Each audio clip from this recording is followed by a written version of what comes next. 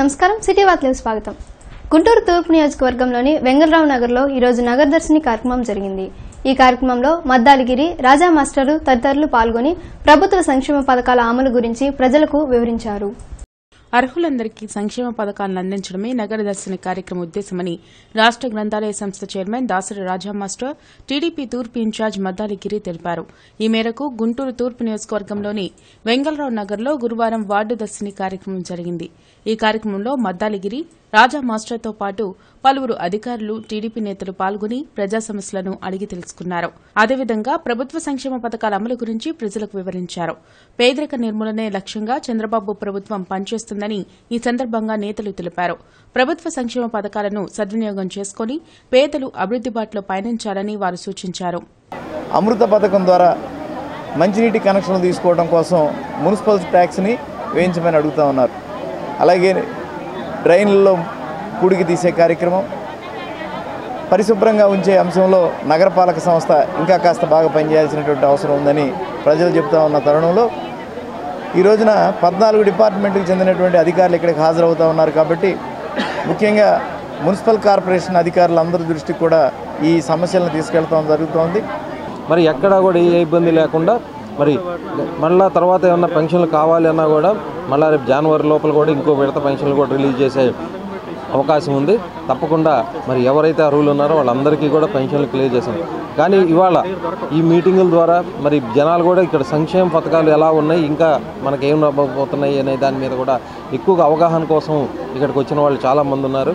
మరి అలాగే ఇప్పుడు లేబర్ డిపార్ట్మెంట్ వాళ్ళు కూడా చెప్పడం జరిగింది. మేషన్ పనులు కానీ, ఇంటికి సంబంధించిన ప్లంబింగ్ వర్క్ కానీ చేసే వాళ్ళందరికీ కూడా చాలా బెనిఫిట్లు ఉన్నాయి వాళ్ళ మరి లేబర్ డిపార్ట్మెంట్లో. ఆ బెనిఫిట్లన్నీ కూడా వాళ్ళకి చెందే విధంగా మేడం గారు చెప్పడం కూడా జరిగింది. మరి ప్రజా సమస్యల పరిష్కారం, నగర సమగ్రాభివృద్దిపై సిపిఐ పోరుబాటు చేపట్టింది. పొన్నూరు రోడ్లో పాదయాత్ర నిర్వహించి స్థానిక సమస్యలను నేతలు తెలుసుకున్నారు. సిపిఐ పోరుబాట నగరంలో కొనసాగుతుంది. ప్రజా సమస్యలను తెలుసుకునేందుకు చేపట్టిన ఈ కార్యక్రమంలో అనేక మంది పింఛన్ రాలేదని ఫిర్యాదు చేస్తున్నారని సిపిఐ నేత మాల్యాద్రి తెలిపారు. అన్ని సమస్యలను గుర్తించి డిసెంబర్ 10న కార్పొరేషన్ కార్యాలయ ముట్టడిని చేపట్టనున్నట్లు తెలిపారు. మున్సిపల్ కార్మికుల సంఖ్యను పెంచకుండా స్వచ్ఛాంధ్ర, స్వచ్ఛ భారత్ అనే అధికారులు ఎలా మాట్లాడతారని ప్రశ్నించారు. మరి ఇప్పటికే 30,000 పైన ఉన్నాయి, కానీ 2,000 మాత్రం పెండింగ్లో ఉన్నాయి. ఆ పెన్షన్లు వెంటనే రిలీజ్ చేయాలని, ఏదైతే మరి గుంటూరు నగరంలో మరి విపత్తు జరిగి కలుషిత నీటి వల్ల మరి ఆ విపత్తు నుంచి మరి ప్రజలైతే ప్రాణాలు కోల్పోయారు. ఎందుకు జరిగిందనేది మాత్రం తేల్చలేని పరిస్థితులు నగరపాలక అధికారులు మరి మేనమేషాలు లెక్కేస్తూ ఉన్నారు. ఇప్పటికైనా మరి నగర పారిశుద్ధ్యాన్ని పెంచి మెరుగుదల చేసి ఈ నగర ప్రజలను కాపాడాలని ఈ కార్మికులు. Business network international Guntur region 2వ చాప్టర్ 30 మంది సభ్యులతో లాంఛనంగా ప్రారంభమైంది. వ్యాపారంలో ఒకరికొకరు సహకరించుకుంటూ తమ ఆలోచనలు పంచుకునేందుకు బీఎన్ఐ ఎంతగానో తోడ్పడుతుందని చాప్టర్ రీజనల్ డైరెక్టర్ కిరణ్ తెలిపారు. బృందావన్ గార్డెన్స్లోని ఓ హోటల్లో ఈ సమావేశం జరిగింది. భవిష్యత్తులో గుంటూరు కేంద్రంగా ఎక్కువ చాప్టర్లను ప్రారంభించనున్నట్లు ఆయన చెప్పారు. It's been a long term program. We are expanding very fast. And గుంటూరులో ఆల్రెడీ ఫస్ట్ చాప్టర్ లాంచ్ అయింది. వాళ్ళు ఆల్రెడీ 50+ మెంబర్స్ అయిపోయారు. ఇప్పుడు సెకండ్ చాప్టర్ లాంచ్ అయింది. And in due course of time third chapter కూడా లాంచ్ అయిపోతున్నాం అండి. So it's expanding very very fast in Guntur. Thanks to Guntur for the wonderful support. And BNI is definitely going to change a lot of lives. Thank you. Sitaram నగర్లో ఈరోజు auto owners అవగాహన సదస్సు జరిగింది. ఈ సందర్భంగా ఆటో డ్రైవర్లపై పోలీసులు అనుసరిస్తున్న తీరుపై నేతలు చర్చించారు. ఆటో డ్రైవర్లపై పోలీసుల వేధింపులను తక్షణమే ఆపాలని ఆటో ఓనర్స్ అసోసియేషన్ డిమాండ్ చేసింది. ఈ మేరకు సీతారాం నగర్లో గురువారం ఆటో యజమానులకు అవగాహన సదస్సు నిర్వహించారు. ఈ చలానాల పేరుతో నగరంలోని అనేక ఆటోలపై వేలాది రూపాయల ఫైన్ విధిస్తున్నారని ఈ సందర్భంగా అసోసియేషన్ అధ్యక్షులు శ్రీనివాసరెడ్డి ఆరోపించారు. ఈ చలానాల పేరుతో పోలీసులు విధిస్తున్న ఫైన్లను వెంటనే నిలిపివేయాలని ఆయన సూచించారు. లేని పక్షంలో త్వరలో ఆందోళన చేపడతామని ఆయన వెల్లడించారు. సిగ్నల్ పాయింట్లో వెళ్ళే బండి ఆపితే ముంగల బండి ఎవరన్నా బ్రేక్ వేస్తే మనం బండి బ్రేక్ వేస్తాం. వేసినప్పుడు వెనక మంచి బండి ఆపా అని చెప్పి సెల్ఫీ కొడతాం. ఒక నెల 2 నెలలు 2 months అయిన తర్వాత చలాన్ అని చెప్పి బండి ఆపడం, కేసులు కట్టమంటాం. ఇది ఎప్పుడు కట్టారు సార్ అంటే ఇది ఎప్పుడు చలాన్ ఇది అని చెప్పి సెల్ఫీ ఫోటోలు చూపించాం. వాళ్ళ దగ్గర అంటే ఆండ్రాయిడ్ ఫోన్లు ఉంటే చూపిస్తారు. ఆటో డ్రైవర్ ఏ ఆండ్రాయిడ్ ఫోన్లు ఉంటాయి, ఎక్కడ ఉంటాయండి? అందుకని చెప్పి ఆ విధంగా కాకుండా ఎప్పుడైనా తప్పు చేస్తే డ్రైవరు ఆన్ ది స్పాట్లో 100-200 కట్టించుకొని వదిలేసే విధంగా ఉండాలి. లేదంటే సొక్కా లేని పక్షంలో ఇంకో 100 ఏదో కల్పిస్తే. శ్రీహరికోట రాకెట్ ప్రయోగ కేంద్రం నుంచి పిఎస్ఎల్వి C-43ని ఉదయం 9:58 విజయవంతంగా నింగిలోకి ప్రయోగించారు. నిరంతరాయంగా 28 గంటల పాటు కొనసాగిన కౌంట్ డౌన్ ప్రక్రియ అనంతరం రాకెట్ నింగిలోకి దూసుకెళ్లింది. 3 దశలను విజయవంతంగా పూర్తి చేసుకుంది. పిఎస్ఎల్వి C-43 ద్వారా మన దేశానికి చెందిన హై పవర్ స్పెక్ట్రమ్ ఇమేజింగ్ ఉపగ్రహంతో పాటు విదేశాలకు చెందిన 30 ఉపగ్రహాలను కక్షలో ప్రవేశపెట్టారు. యుఎస్కి చెందిన 23 ఉపగ్రహాలు, Australia, Canada, Colombia, Finland, Malaysia, Netherland, Spain దేశాలకు చెందిన ఒక్కో ఉపగ్రహంతో కలిసి 261.5 కిలోల బరువున్న 30 ఉపగ్రహాలను కక్షలోకి ప్రవేశపెట్టారు. ఇందులో ఒక మైక్రో, 29 నానో ఉపగ్రహాలు ఉన్నాయి. 9, 8, 7, 6, 5, 4, 3, 2, 1, 0. Lift off. Plus 5 seconds. Lift off normal. आसमान की तरफ उठता हुआ PSLV C-43 31 उपग्रहों को अपने साथ ले जाके अंतरिक्ष में अपने गंतव्य तक पहुंचाने के लिए फर्स्ट स्टेज परफॉर्मेंस नॉर्मल. बादलों के पार हमसे दूर जाता हुआ ये प्रभु चंद्रयान निश्चित रूप से. The red line is the planned trajectory and the green dot is the trajectory achieved, just one over other, and everything goes as per planned.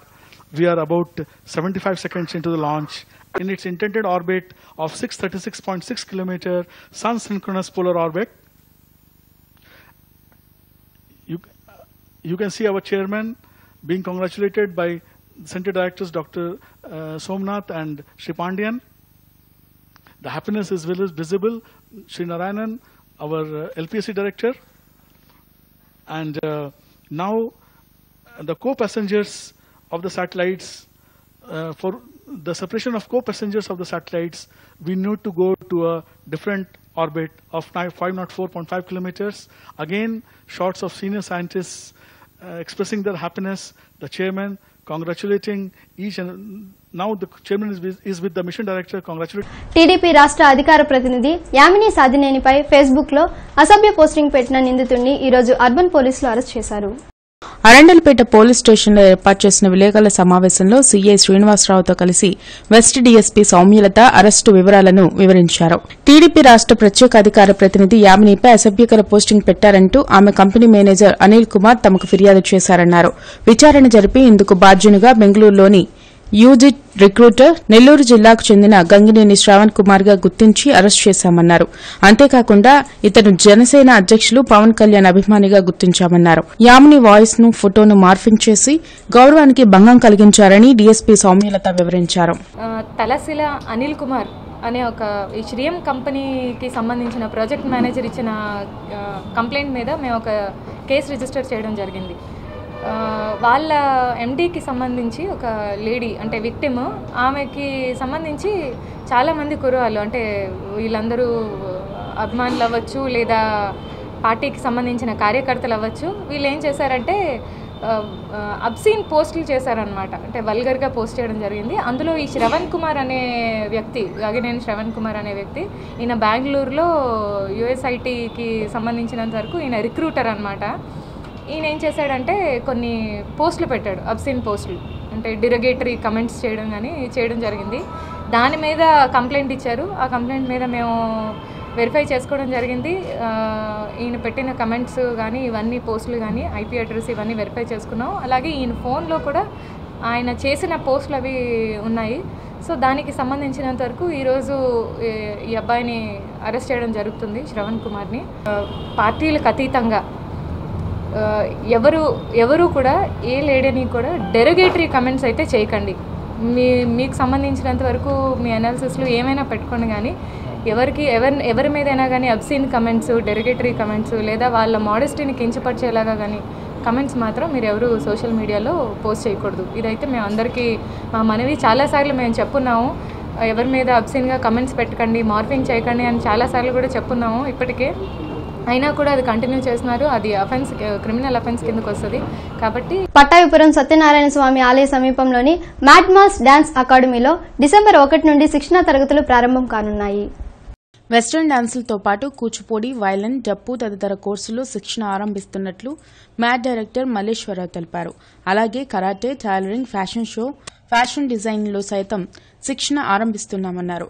December 1 నుండి పట్టాభిపురంలోని మ్యాట్ డాన్స్ అకాడమీలో ఆరంభమయ్యే శిక్షణ తరగతులను అందరూ సద్వినియోగం చేసుకోవాలని మల్లేశ్వరరావు కోరారు. డిసెంబర్ 1 నుంచి ప్రారంభిస్తున్నామండి. చిన్నవాళ్ళకి, పెద్దవాళ్ళకి, లేడీస్కి ఎవరికైనా సరే అందరికీ అందుబాటులో వాళ్ళకి వీలైన సమయంలో మేము వాళ్ళకి అందిస్తాము. అలాగే సాగర్ ఎన్సీసీ ఆర్టీసీ సర్టిఫికేట్ అండి, తను డప్పు, ప్యాడ్, జాజ్ తన ఆధ్వర్యంలో శిక్షణ ఇస్తున్నాము. అలాగే సింగింగ్ ఓకల్ రమణి గారు. ఆంధ్రప్రదేశ్ ఖజానాను లూటీ చేసిన చంద్రబాబు ఇప్పుడు తెలంగాణపై కన్నేశారని బీజేపీ ఎంపీ జీవీఎల్ నరసింహారావు ఆరోపించారు. భారతదేశం ఏమీ క్లిష్ట పరిస్థితిలో లేదని, తెలుగుదేశం పార్టీనే ఉందన్న విషయాన్ని గమనించాలని బీజేపీ ఎంపీ జీవీఎల్ నరసింహారావు చెప్పారు. విజయవాడలో ఆయన మీడియాతో మాట్లాడుతూ ప్రజాధనాన్ని బ్యాంకు రుణాల ద్వారా దోచుకుని ఎగ్గొట్టిన టీడీపీ ఎంపీలపై చర్యలు తీసుకోవాలని పార్లమెంట్ ఎథిక్స్ కమిటీకి ఫిర్యాదు చేసినట్లు జీవీఎల్ పేర్కొన్నారు. ఏదో దేశం చాలా క్లిష్ట పరిస్థితుల్లో ఉంది అని ముఖ్యమంత్రి ప్రతిరోజు చెప్తున్నారు. అది తెలుగుదేశం మాత్రమే అని అందరికీ తెలిసిన విషయమే. ఎందుకంటే ఇన్కమ్ ట్యాక్స్ సోదాల్లో, ఎన్ఫోర్స్మెంట్ డైరెక్టరేట్ చేసిన సోదాల్లో బయటకు వచ్చిన విషయాలు చూసి ప్రజలందరూ విస్తుపోతున్నారు. వేల కోట్ల రూపాయల్ని ఏ రకంగా తెలుగుదేశం బడాబాబులు ఎలా దారి మరల్చారు, ఎలా దొంగిలించారు అని చెప్పి ప్రజలు ఒక పక్క విస్మయం చెందుతుంటే, సిగ్గు లేకుండా పూర్తిగా సిగ్గు విడిచి రాష్ట్ర ముఖ్యమంత్రి గారు చెప్తారు వేల కోట్ల దొంగతనం చేయటం ఏదన్నా తప్ప, మా పైన ఇన్కమ్ ట్యాక్స్ ఈడీ సోదాలు ఎందుకు అని ఈ రకంగా. కార్మికుల హక్కుల సాధనకై పోరాడిన వ్యక్తి జీవీ కృష్ణారావు అని హమాలీ ఫెడరేషన్ రాష్ట్ర అధ్యక్షులు చల్లా చిన్న ఆంజనేయులు చెప్పారు. డిసెంబర్ 1న జీవీ కృష్ణారావు 2వ వర్ధంతి సభను ఏటుకూరు రోడ్లోని రేగుల రాఘవయ్య భవన్లో నిర్వహించనున్నట్లు తెలిపారు. పేదలకు నివాస స్థలాలు కల్పించడంతో పాటు కార్మికుల హక్కుల కోసం అనేక పోరాటాలు చేసిన ఘనత జీవీ కృష్ణారావుకే దక్కుతుందని ఏఐటీయూసీ నేతలు తెలిపారు. డిసెంబర్ 1న ఏటుకూరు రోడ్లోని రేగుల రాఘవయ్య భవన్లో కృష్ణారావు 2వ వర్ధంతి సభతో పాటు నూతనంగా ఏర్పాటు చేసిన జీవీ కృష్ణారావు సమావేశ మందిరంను ప్రారంభించనున్నట్లు హమాలీ ఫెడరేషన్ రాష్ట్ర అధ్యక్షులు చల్లా చినాంజనేయులు తెలిపారు. జీవీ కృష్ణారావు పోరాటం ఫలితంగా అనేక మంది పేదలకు నివాస స్థలాలు వచ్చాయని ఆయన గుర్తు చేశారు. ఈ రాష్ట్రంలో ఉన్నటువంటి అసంఘటిత రంగ కార్మికుల్ని ఐక్యం చేసి 85 లక్షల మంది ఉన్నటువంటి భవన నిర్మాణ, అలాగే హమాలీ కార్మికుల్ని రాష్ట్ర వ్యాప్త సంఘాలుగా తీర్చిదిద్ది వాటికి తను చనిపోయేంత వరకు కూడా అధ్యక్షుడిగా ఉండి. ఇవి ఇప్పటివరకు అప్డేట్స్. మరిన్ని అప్డేట్స్తో మళ్ళీ కలుద్దాం. నమస్కారం.